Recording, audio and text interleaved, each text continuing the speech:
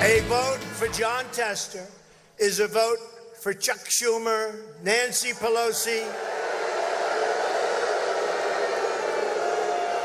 and the new leader of the Democrat Party, Maxine Waters. I said it the other day, yes, she is a low IQ individual, Maxine Waters. I said it the other day.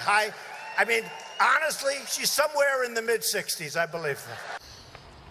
President Trump at his rally in Montana last night continuing to go after Maxine Waters after she encouraged harassment of Trump administration officials. And now nearly 200 African-American legislators, academics, and religious leaders, mostly women, blasting top Democrats, Nancy Pelosi and Chuck Schumer, in a letter for not defending Waters from Trump's attacks, saying in part, quote, "We write to share our profound indignation and deep disappointment over your recent failure to protect Congresswoman Waters from unwarranted attacks from the Trump administration and others in the GOP. That failure was further compounded by your decision to unfairly deride her as being uncivil and un-American." Pelosi responding, praising Waters as a leader and saying, quote, "Donald Trump has sullied the bully pulpit with reckless disregard for the safety of others."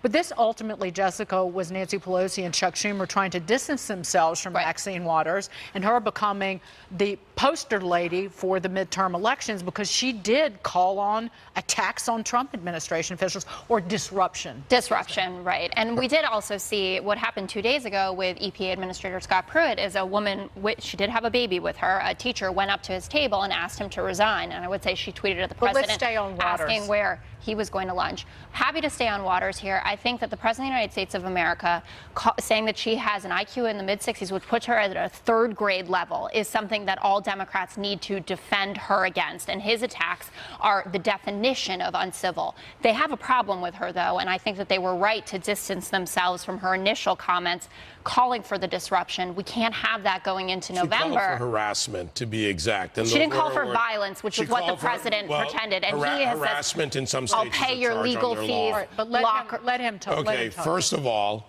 it's a joke, okay? For the liberals out there who somehow think that they own laughter, it was a joke that he made. It doesn't go to mental retardation or anything else. No, it doesn't. If you know the definition, it does. I'll show it to you, David. It's a joke. I don't care about the definition. The problem is liberals seem to think we need to care about everything you find wrong or perpetually offended. And all he did was make a joke. Number two, this is Maxine Waters who calls for harassment. Kristen Mink, the woman you're talking about that went up to Scott Pruitt, I'll at least give her the credit that she was civil about it.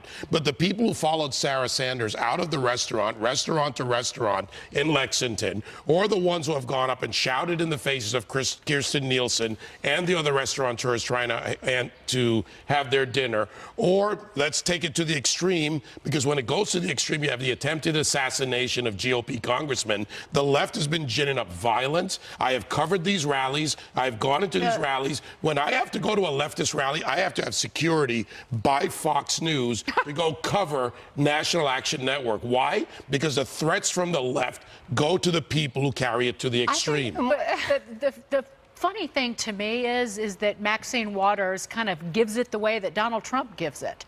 She makes outrageous comments. She's an old black woman. She gets to say what she wants. Put them side by side. They're the same. But she makes outrageous comments. Nancy, sometimes they're not quite coherent. But again, it's the left hates Trump, and the right doesn't really care for Maxine Waters' comments. I'll say this: I have a third grader. And my third grader is a lot more thoughtful when she talks to other people, and she respects their feelings, and she knows that sometimes words have consequences. And when you call for gathering a crowd, you're not necessarily calling for violence, but you know when you're calling for the group harassment, how quickly that can escalate and turn into something ugly. It's really unfortunate because when you hear kids talk about politics, and you probably know the same thing, like one of the things they really don't like is the tenor of the political conversation. And we have to, stop acting out outraged on one side and forgiving on the other.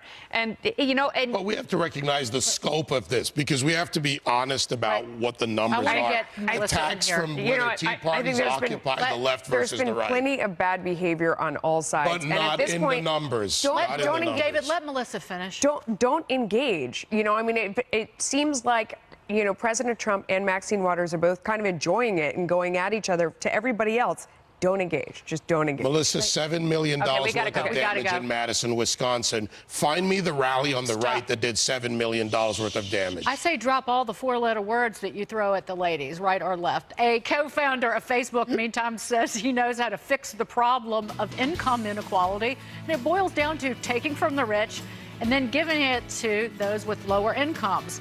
Is this socialist madness or nonsense from a billionaire? Your brain changes as you get older, but Look, let's not engage in what was tried before. Jesse needs to